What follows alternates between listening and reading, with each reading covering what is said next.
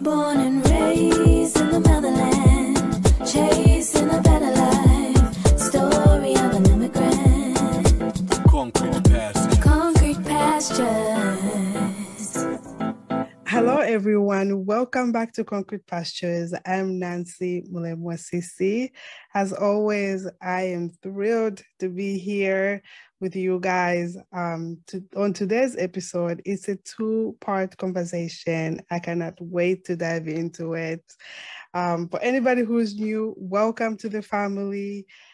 This is your space. This is a platform for your fellow immigrants, your fellow dreamers. We inspire each other through our stories. We also give insight on what it's like to be an immigrant anywhere in the world. And if you'd like to inspire somebody out there, please feel free to reach out to me on concretepastures.com. Thank you so much to all of you guys that continue to tune in and support the podcast. I appreciate you. While you're listening, please rate the show. It matters, and I would love to hear what you're thinking. If you like something, let me know. Write me a review. I want to hear from you. FMG Radio, thank you so much for giving us visibility on your platform. And please, let's continue to support fmgradio.com. They're supporting independent podcasters like myself, and let's show them some love, please. On today's episode, I'm excited to introduce Raphael Harry. Is a U.S. Navy veteran with disabilities, currently stay-at-home dad, certified husband, volunteer, a culture agent.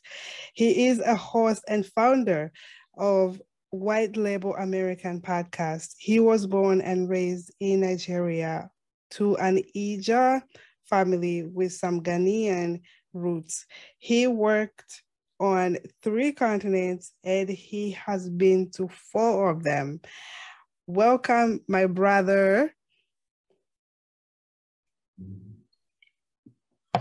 Welcome, my brother, Raphael. Hi, Raphael. Hey, Nancy. How are you? I am good. My fellow New Yorker here.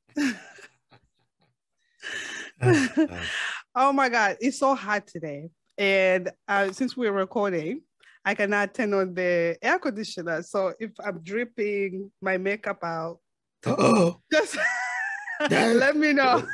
Well, I'm using a condenser mic here, and I have my air conditioner on. So let me know if if you happen to hear my air conditioner in the background, let me know and I can turn it off. No, I don't hear anything. Okay. But for the audience sakes, Raphael is a trooper, and he is on today sick. I couldn't miss this opportunity to have a conversation with him. I said, this is just weird. Come on. I don't even know if, I guess you can call it sick. This is one of those weird ones that I don't even know if I call it, I can't officially call it sick, but I know it's just this weird cough / throat issue that the day it started, I couldn't talk. And then it's been getting better, but it's just, I hate the way my voice sounds right now because it does not usually sound like this. And my daughter keeps laughing at me like, what, your throat is still ouchy?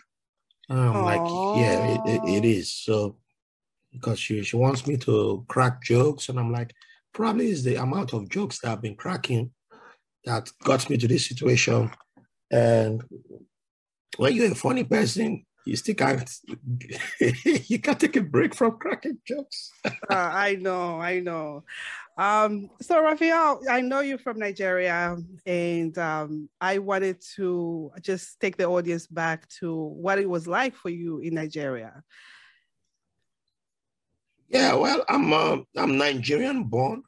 Like I like to say, I'm from the territory, the former British territory known as Nigeria. I'm a proud Niger Deltan because I don't believe in the one Nigeria project. Yeah, there are people who proudly identify as Nigerians, but I'm not one of them. It's a complicated thing for some, but I'm not one of those. But I believe in the people who are Nigerians. I believe in the whole place because I've been around most of the country.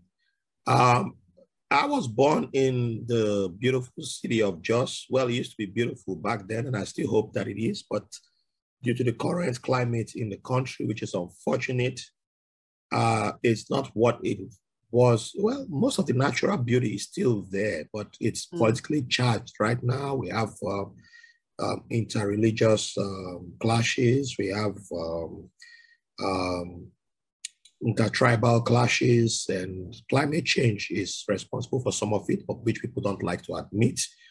And we have, obviously, we have some people with political power taking advantage of the fighting to instigate more fighting.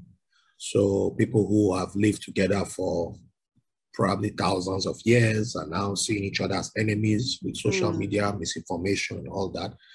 But when I was a kid, born in that part of the country, it was, all I remember was peace, good times. There was hail. Nice.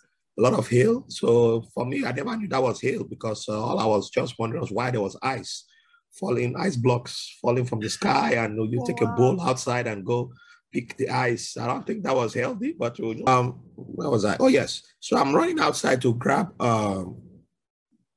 ice from the sky, and I have memories of picking up ice into the bowls and then you go lick it, thinking like, oh, this is great, Wow. And I don't know how healthy that was, but hey, I'm still here, to survive. But the funny thing is that if I were to go back now and say I want to run for office, I can't win because I'm not from that area. The way Nigeria works, it's I'm from a totally different region. I'm from the south, much closer to the coast. You are from where your family is from, not from where you are born. So although I was born in yeah. So if you're born in New York, and yeah, you're not from New York. From your family is from Louisiana, Chicago, yeah, or Louisiana, or Louisiana. You're from Louisiana. Oh, yeah. Okay. So I was born in Jos, but my family is from Bayelsa. Well, now Bayelsa. Then we were River State, but later on it will be carved up and a new state created, which is Bayelsa, and predominantly Ijaw. I'm from the Ijaw ethnic group, and which some consider the fourth largest ethnic group in Nigeria. Got it. And yeah, so I'm from there. Although I've only spent a few times in my area, but I've mostly lived outside of where I'm from. But I've always identified with my people. Listen, I also used to love the ice when it fell. Yeah. When it used to rain hell in my country, I used to love the ice. It wasn't a lot of the times, but the few times that it did, I was so curious and just like, oh my gosh, there's ice. And at the time, you already know my story now. I was living with my grandmother, and with my grandmother would have like the buckets outside, also collecting water, which was great. When rainy season came, it was great for us to like, oh, we're not gonna go and fetch water. Fetch water. So this way, just like, okay, we'll just put buckets and inside the house and outside the house, we're collecting water. But what were you doing in Nigeria before you came to the US? Oh, that's a loaded question. Oh, okay. I got to live in multiple cities around the country for various reasons. Being that my mom was a federal civil servant, I was raised by my mom. My father never claimed me, so if he had, my story would have been totally different because he's a mighty, wealthy person before he passed away. So yeah, I don't know if I'll be in front of you right now. Maybe I would have been a spoiled brat. But so with my mom being a federal civil servant, she got to move around the country transferring because as a federal civil servant, you have to move. So I got to move with her. And by the time she would move to the States, she always had a green card since the 70s, and then she will decide to relocate to the United States in the early 90s, around 94, 93, 94. No, 94. It was right after USA, right in the middle of USA 94. And shortly after that, I moved to Western Nigeria to go stay with my uncle, finish up high school, or senior secondary, as we call it. And then I would, then the hustling would begin. So I would, even though they had already filed papers for me, there were things that my mom is kind of strong-headed. So there were certain things which if she had listened, or she wasn't like wanting to control everything, I probably could have gotten my visa the first time she had filed. But it was just some mistake of everybody wanting to control the situation. So that's why I got denied. But by the time she was filing, I was already staying with my elder sister. I'd left my uncle who had brought me to Ibadan in the West. And my elder sister had returned from South Africa.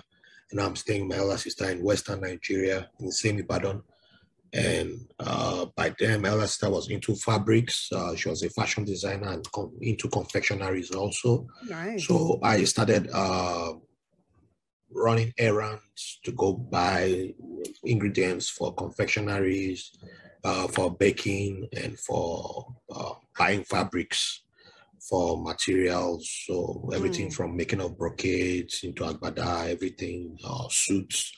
I was going to buy the materials, and we had like the largest, one of the largest markets for selling of fabrics in West Africa was in Ibadan. I think Lawyer, which was that place is a harassment, but I developed the skills of negotiating there, but you never knew that I was negotiating procurement, all that stuff, which will come up later on in life.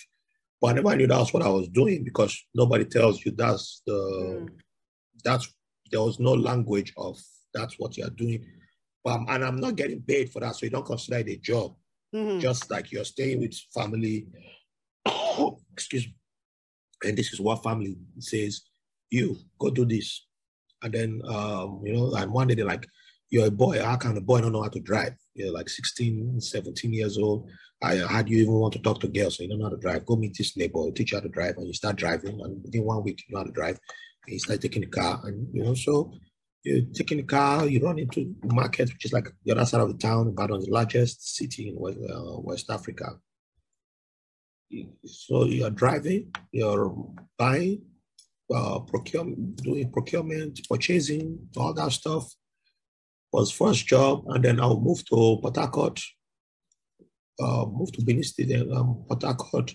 Before that, I was doing, I'd done rearing of dogs. My uncle used to breed dogs. So I took care of the dogs, training of the dogs. Then one time he added poultry, got him he wanted to have chickens. So I helped take care of chickens. Like I'd even forgotten about that until it just popped up in my head now that, yes, I did chickens, because we used to go gather sawdust, so walk like almost 3 miles into a far place in the market. In the evenings, you'd be hiding from the girls in your school, so they don't know, because they used to think I was like this bougie kid from another part of the country. So you wear rags because you can't look nice to go pick up sawdust. Yeah. Pick up sawdust, raise chickens, and then I will now move to Port Harcourt. When I go to Port Harcourt, now I'm trying to show off, and Port Harcourt boys love to show off a lot. Port Harcourt is the area Burna Boy is from. And actually, some boys have said he lived in our estate, the estate I lived in. I never encountered him then, or maybe I did. I didn't know him as Burna Boy. I don't know. I don't have any memories of that. But Port Harcourt, I sold weed with my boy. I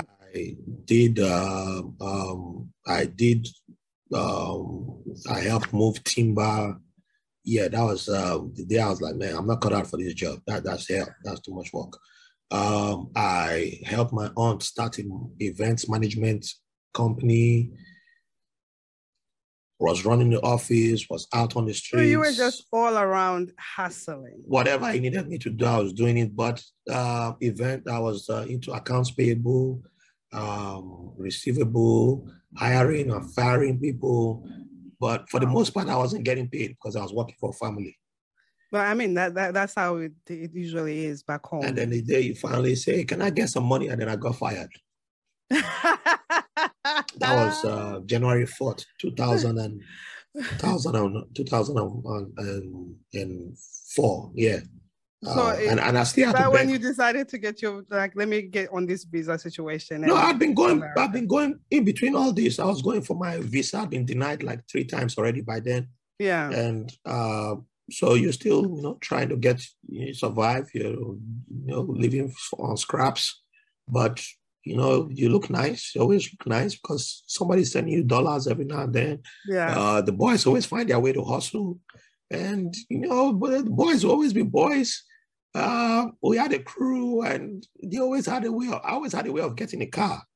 My uncle, I had some weird family members, so they always had left their keys with me. They had appointments in our state. We lived in Port Harcourt, and the next door state, which is our home state, Bayelsa State. My uncle had he had an appointment with the state government. He claimed he didn't want people to know that he had 2 cars. So he won't take both cars. He didn't have his both cars at his house in the state. So he had both cars in Port Harcourt. Then he would take public transportation to the state to use government car, and he would leave the cars with me. And I'm like, why would I be call the boys, you bring money for gas and we'll use the car. And then the guy will get mad when he hears that I'm driving around. We have women in his cars, like, this boy, don't have manners, you have respect. I'm like, man, you're not giving me money in the first place. So yeah, that's how we were moving around and surviving. But yeah, whatever opportunity came, we tried to survive. Yeah. The funniest thing was that we still had a moral compass. Like, I had the opportunity to get into we call it 419. That's the Yahoo boys, the guys who send emails, the Nigerian prince. And I know a lot of guys. I know a lot of my classmates from Benin City, where I attended junior secondary school. A lot of my mates ended up being that because they're much smarter than, they're like some of the smartest people I know. One of them is even in Brooklyn, and that's why we don't talk to this day. They went that route. And there used to be like, I was one of the few guys who they knew was up to date on current affairs, international affairs. They didn't have people like that. So they always wanted me to be in their crew. And I was like, nah, I don't. I've seen you guys always running from the police, and I can't do that. So no sex workers. Isn't that the way of business back home? Everybody just gets everything on credit. We call it credit. There are some terrible people that I was working for. Some just exploited you because you were younger. Oh yeah, you were the younger family member, so it was an exploitation. Like my uncle would say, "I'm feeding you," so deduct the feeding. Deduct the feeding, deduct you're sleeping under my roof, deduct that. And then I bought, did I buy you a nice shirt and trouser? Okay, I'll buy, okay, deduct all that. How much is left? Okay, I'll give you, when I come back from Lagos, I'll give you some money. The money will never come. And I'm like, okay, but all these things will add up later on in life, because when I will now move to America and I am being exploited at work, I never knew how to speak up for myself. I didn't know how to challenge. And when people will be mad on my behalf, and people will be like, why don't you ever, when I see people angry for me, I'll be like, why are you angry? I don't get it. I never understood. That was called workers' exploitation. And when you've come from an environment where people exploit you, especially people who are close to you, were always exploiting you. Many of us don't like to talk about that because it's family, and then it's family members. So, they love, it's not love, that's exploitation. That's not love. You have created, they've wired you to be used to exploitation. So when you now come into a professional environment and predators already know how to, they're looking for a prey, and they can smell a prey. So once they see you and they smell you, they start preying on you. People will now think, oh, it's an African thing. It's not an African thing. You're already ripe for being preyed upon. And we don't understand where that comes from. But somebody has already programmed you to be ripe for being preyed upon, but it will take years for me to now later come to, I'm going through therapy, and my therapist will ask me one day, like, it seems like you've been exploited a lot in your life. And I'm like, wait, what?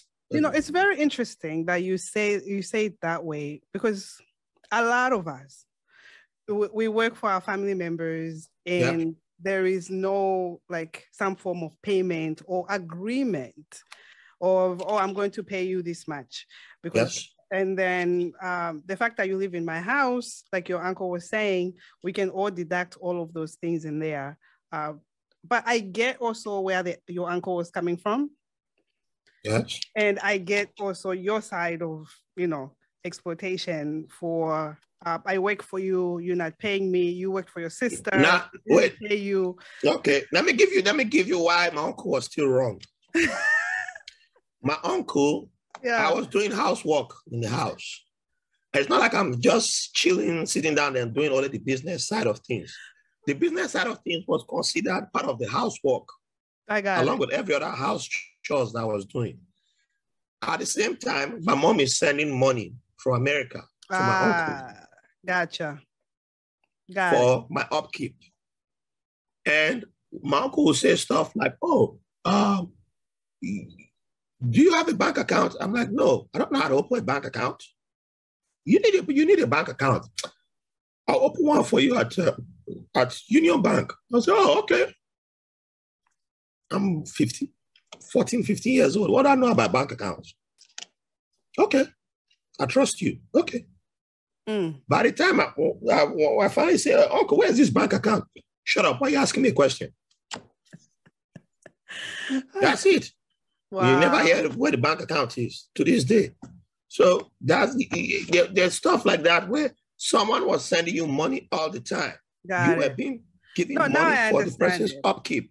There are lots of people like that around, but we always have an excuse for the perpetrators of abuse. A lot of them got away, and then later on, that same uncle, there are times he was like, not long ago, was hitting me up like, hey, I need $4,000 for. I was like, for what? And for your mom's. I was like, no, man. There are stuff which my mom wouldn't take care of our children. She would take care of you first. And now, my friend, go down, don't hit me up. Don't even hit me up. So but I just focus on the seeds that they sowed without even, because it was all about just filling their pockets. And I'm not even mad at them anymore. It's not like I'm mad at them, but I'm just like, there's so many people who have been through this, and then they're now indirectly doing it to other people because that's all they know. And I think that's normal. It's become normalized, and it's become so like, it's part of our culture. It's a cycle. They not say it's part of our culture, but it's not culture. No, I agree with you. I'll just say this quickly. I have two nieces that are dear to me. They are very big in church. But I always tell them one thing, that, hey, you might, I don't care if you go to church 24/7. Because like one time I asked my second niece, like, what do you do for fun? Oh, I go to church I go to fellowship, and I go to night vigil. And I was just shaking my head. Like, I said, what do you do for fun? Fun. F-U-N. All you've mentioned is church, this, church, that, church, this, church, that. And then you're telling me you've never gone on a date. You struggle to go. I said, why will even your church boys cannot go on a date with you? Because they want to go on a date with you. All the places you're mentioning is church. And I asked her, like, do you believe in divorce? She said, no. She was talking then, like, once I get married, I cannot be divorced. I said, you sound like your mother. Because, you see your parents' marriage. You call that a perfect marriage? Is that the ideal? Not even perfect, because there's no perfect relationship. Of course. Do you? Is that the ideal type of relationship that you would like to have? She said, hell no. But I said, before you go that far, Oh, wow. Because, she knows. They know now, because when they were kids, it was different. But they started saying the truth. I didn't have to tell, because at one point in time, I was like the enemy. When it started, their mom was always attacking me. Because when I was like, this man, at first we're all cool, when we're all church, and then the truth starts coming out, and then you start, maybe we should pause. But it's the person who say maybe, then you start attacking that person. Then with time, the children start, when the children start revealing, they are now angry themselves.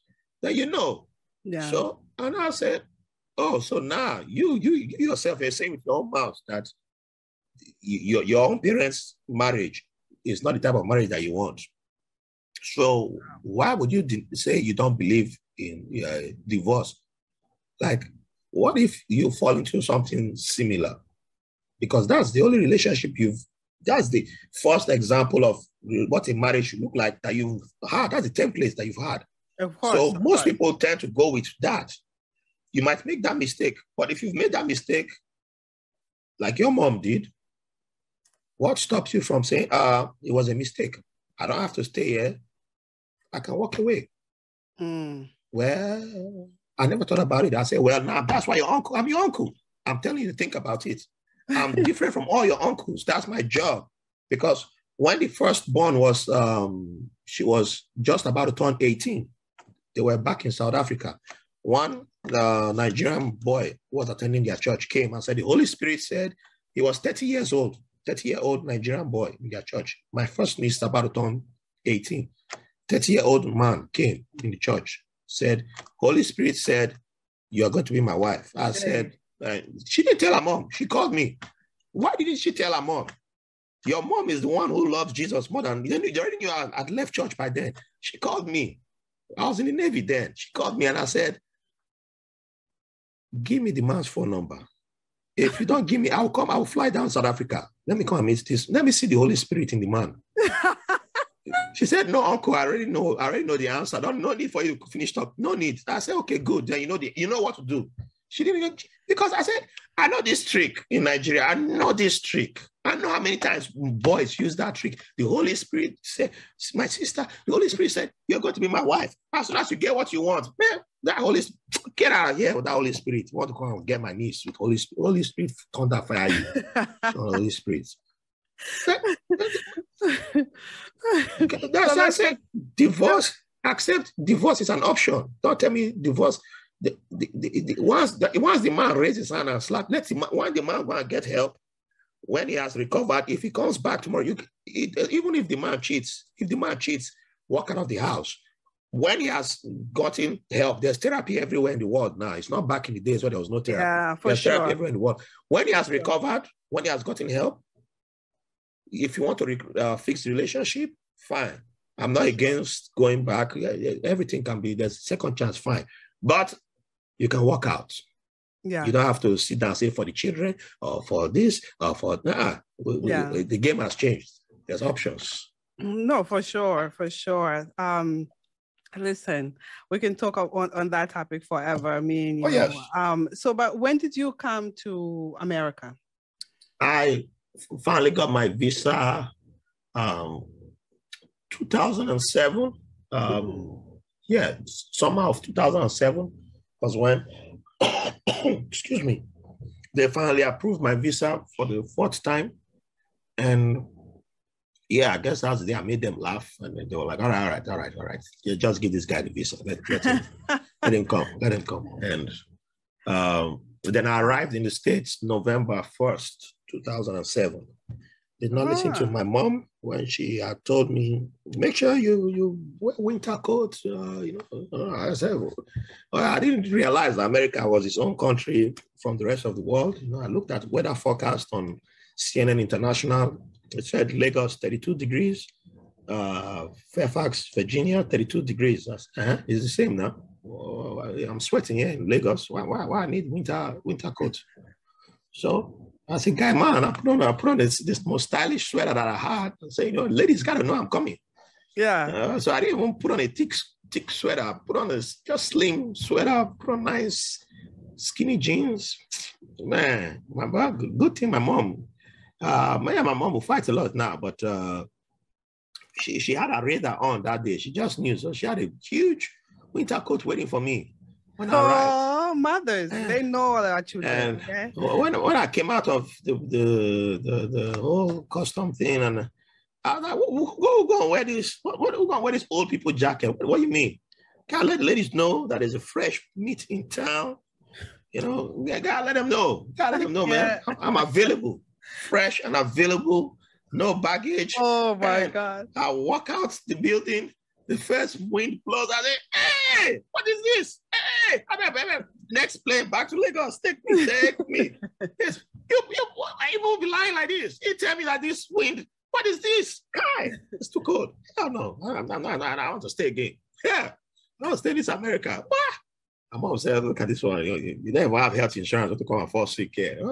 Put on the jacket. I said, give me that. Give me 2 jackets. Not even one.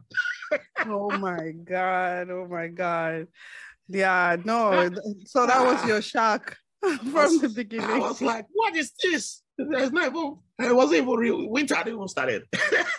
Wow. Yeah, November. I mean, it has to get more colder. It was just nice. Yeah. The sun was out there. It was just windy that day, but I was like, ooh. Yeah. Oh man. So you arrived November 1st, and then walk us through how you got into military. You are a vet. I thank you for your services. Well, normally I would dodge when people say, I always dodge when people say thank you for your services, because I'm like, how much are you throwing to me with thank you? Because a lot of people just be doing thank you for your services. They don't pay me first. Well, hit the donate. Yeah, I know, right? I appreciate that. Hit the donate on my website. So yeah, so I arrived and they did the 2 weeks of you're welcome. My elder brother, he was born here. So, and then he was brought back to Nigeria when he was age 4. So he grew up there and then moved back in his 20s. So I hadn't seen him for almost 10, 15 years by the time I will arrive. Mm-hmm. So yeah, it was a reunion with my brother and my mom. And then it was like after 2 weeks, all right, the welcome party is over. All right, hustling begins. I said, hustle what? What do you want to do? Go to school? Get a job? I said, okay, I will get a job. How do I get the job? Go get a job now.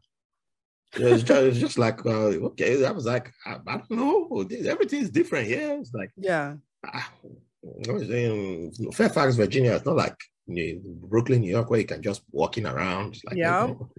So everything is just, it's not like nobody was like doing, I'm ready to hold your hand. I'll be walking. I needed somebody to hold my hand.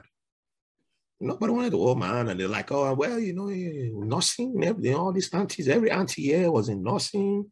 And that was like the only option they gave me was nursing. I did not feel comfortable going to nursing. And it wasn't like they explained that there were different types of nursing. It was just like nursing. Everybody's like, oh, this one bought house from nursing. This one bought house from nursing. Everybody. And all my Ghanaian and Nigerian aunties were in nursing. Yeah. Why not a nurse? Go just start nursing. No, I don't want to do nursing. I don't think I feel comfortable working in a hospital. So, okay, you want to be picky. All right, then go work at McDonald's. And they've always been looking down people who work at McDonald's, Walmart.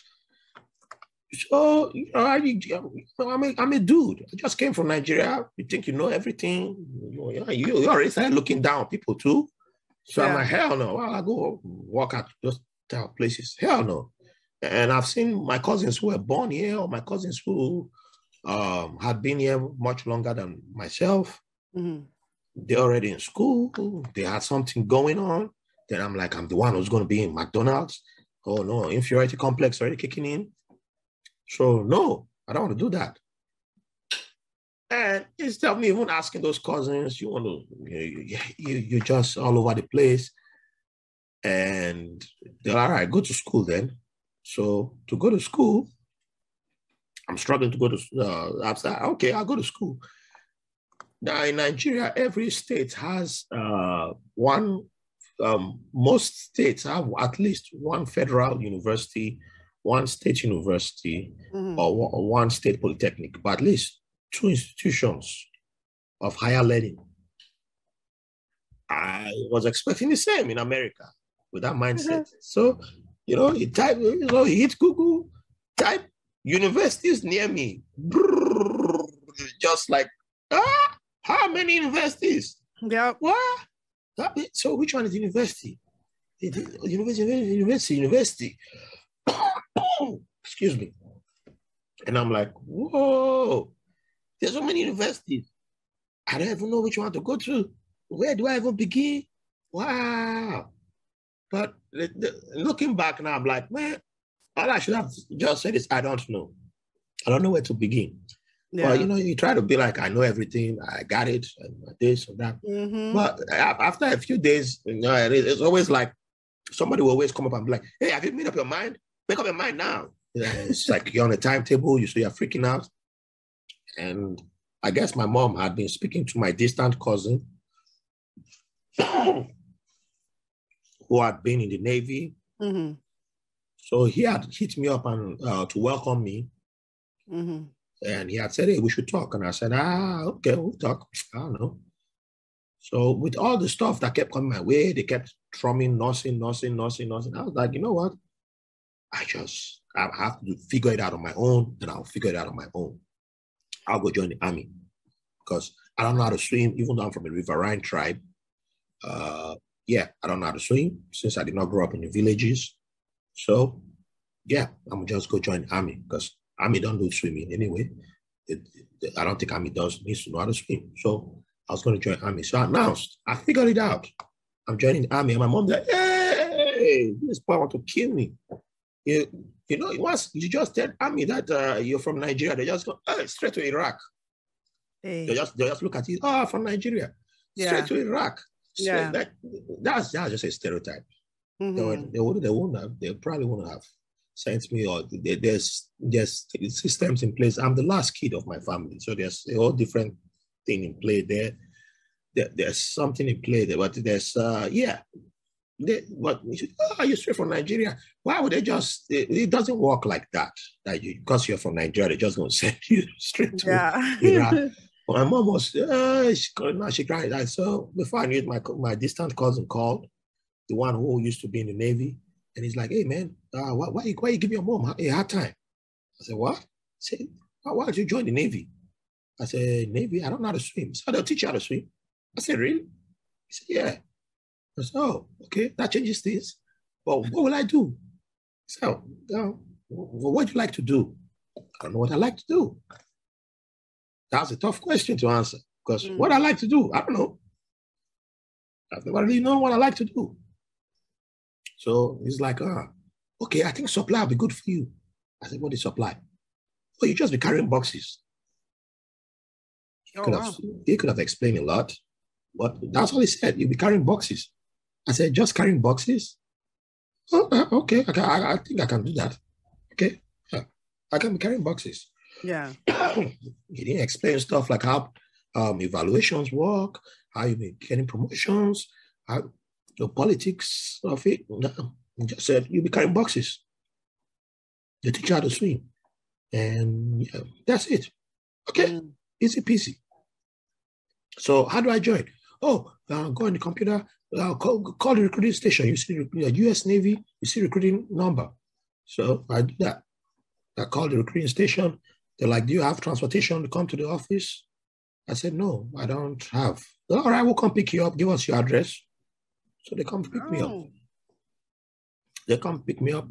They're like, yeah, you sound good. You sound like you can speak English. So yeah, I don't think we'll have to worry about that, but we'll still have to test you because we have to test most recruits who weren't born in America on their English and mathematics. So I said, okay. So I was like, man, I don't really like being tested on mathematics, but let's do that. I hope I can pass. Yeah. So they put me in a room. They tested me. I came out. So I was like, I was closing my eyes, like I'm afraid. And the chief petty officer looks and it's like, wow, you're much better than all the kids we've been getting here. Well, I wish we have more people like you. It makes life easy for us. So they finally will start getting me prepared. You have to start doing some exercising, and I was taking it seriously, but it wasn't like serious drills, but just to get your mind prepared for, but it's just to, get your mind into the, just to, get your mindset prepared. And depending on which job you pick, some jobs means that you could literally live within a month or two, well, depending on what, no, I'm wrong about that. Because based on your paperwork, you have to go to the health screening. It's when you go for the health screening that they confirm your job. And then that's when, the moment they confirm your job, it depends on the opening that they have.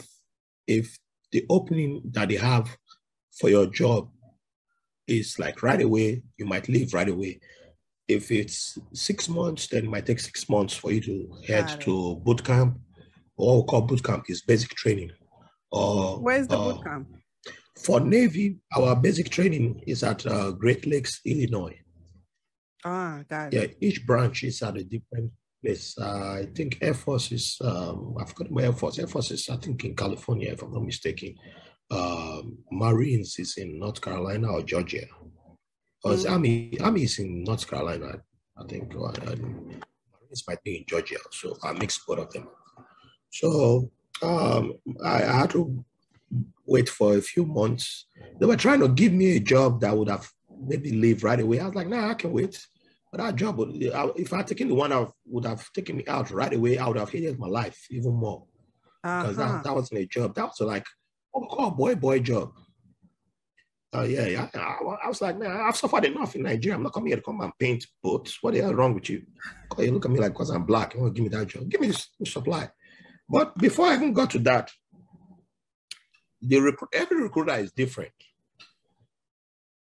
There are recruiters who just want to sign you and they will tell you everything you need to hear. Some will do the paperwork for you. Some will even make you change your job.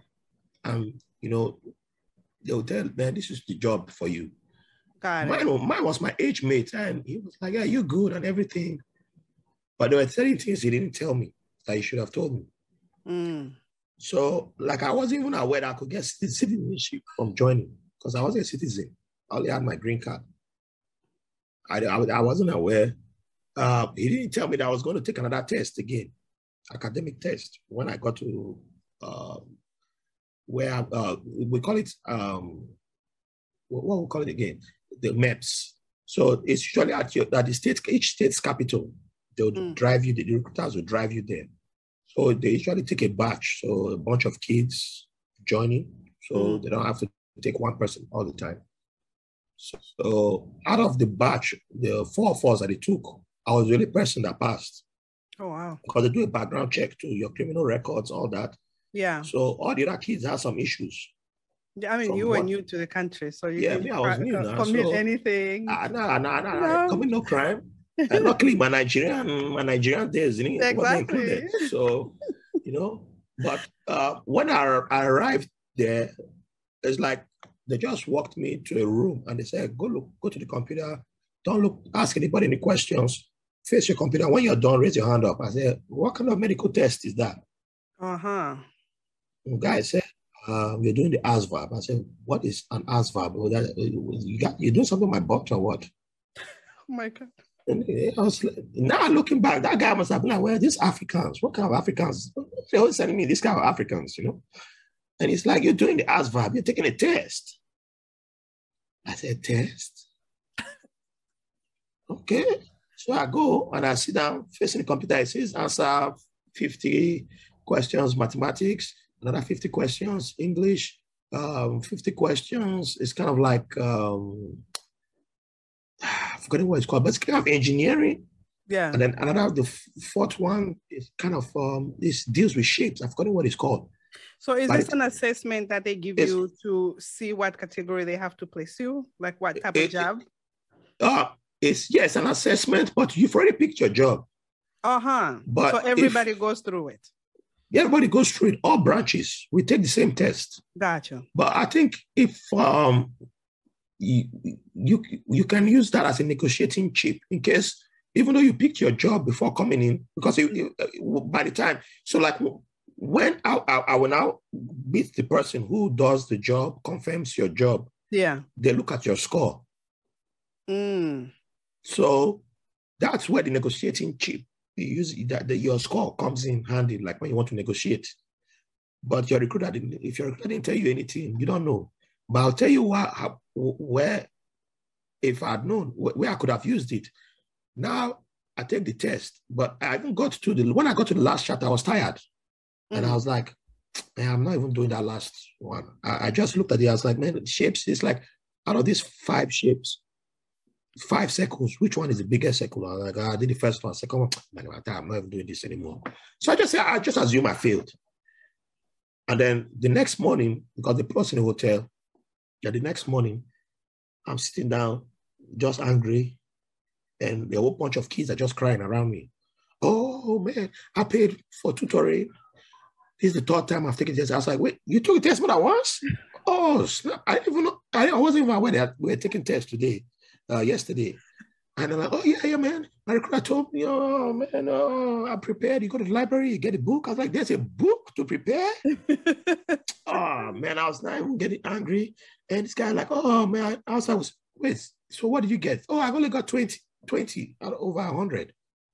I was like, God. Oh, wow. That's 100 questions. Prepared for the test and got only 20. This one's like, I only got 19. 19. Ah, man, there's no point in me. I was like, I don't even, but I was like, I was just quiet. So all of them were like just feeling. So now I'm just quiet. Then it's like all of a sudden, it's like all of them just paused at the moment and turned.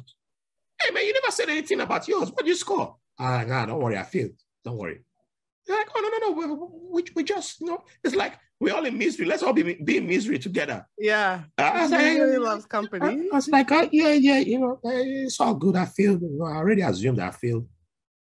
So one kid was behind me. I didn't realize it.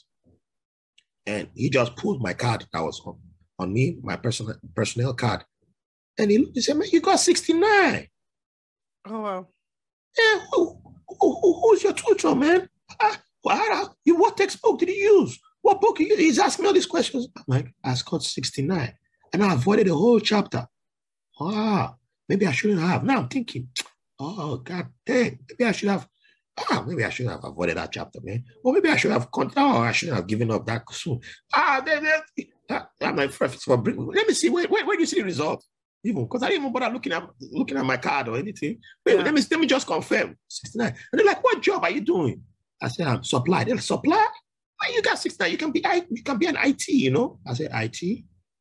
Oh, you can be an OS. OS? What are those jobs? Oh, you can be a crypto. They just naming jobs. They were telling me that I could negotiate. I didn't know all that. So now when I go sit there in front of the person, the person now trying to switch my job from supply to a job that I didn't even want. I wasn't interested in because I just read it. But I tried once. I was just like, oh, what about OS? So like, oh, you're not a citizen yet. Only a citizen can get that job. Said, okay. I just said, okay. Let it go. Try again. But I could have still negotiated. I still gotten something, which is where information comes in handy. Yeah. And if you have been prepared, because later on, after I would join the Navy, I'll now meet people who had negotiated and got something and then moved from supply into other things, or didn't go with supply, switched their jobs to other fields. And I'm not saying I hate the supply, I love it. But you could get other things. You don't have to just stick to, there are options. There are always options. Got it. So it helps to know, because many of us, we don't know. We just don't know. But I was just there like a deer in the lights, like, Yeah. So you don't have a clue and you're just there. And then years later, that's when it starts to dawn on you, like, oh, so that's why those kids were like, oh man, you got 69. That's high. That's really high. And I was like, wow. So for the branches, and your scores also matters for the branches, because You can also switch from a branch to another branch. Like after you do your 4 years, Yeah. you can switch to another branch. But how long were you in military? My 4 years, I did my 4 years of active duty, then did Got 4 it. years of inactive. I could have, it's a contract. I signed a 4 years active duty contract, Got it. which means 8 years. Because your 8 years inactive means if World War III had happened, yeah, you'd have to go. then they could have easily called me back. Wow. Yeah. But I'm glad that you mentioned the part of the citizenship. Once you get into the military, you can actually become a citizen through that. Do you mind just educating our audiences, like what's the process now that you know the information? Yeah. It's still an option. It's an option. It's up to you. Got it. So I know people like one of my boy. I need to find him, see if I can get him on the podcast. He was from the Dominican Republic. He had done 6 years when I met him in Navy. Got it. He had done 6 years in Navy. He never became a citizen because he said he didn't want any secret clearance. Because once you become a citizen, you qualify for clearances. So he didn't want any responsibility of having clearances and all that stuff. But what does that mean, clearances? Added responsibility. So you've seen in the movie For Your Eyes Only. Well, when you see some action movies where they say for your eyes only when you have an envelope. Oh, yes. That means that person has a clearance level. Got it. To open that envelope. If you don't have a clearance level to open the envelope and you open the envelope, it's straight to prison. Oh, okay. So when they were saying Trump did some things, Trump did a lot of things, which, that's why when people, so that's a system in place, there's a hierarchy. So there's stuff that I couldn't even touch. So like later on with my job, that's why I was wondering when my cousin told me that it was just boxes. It was more than boxes.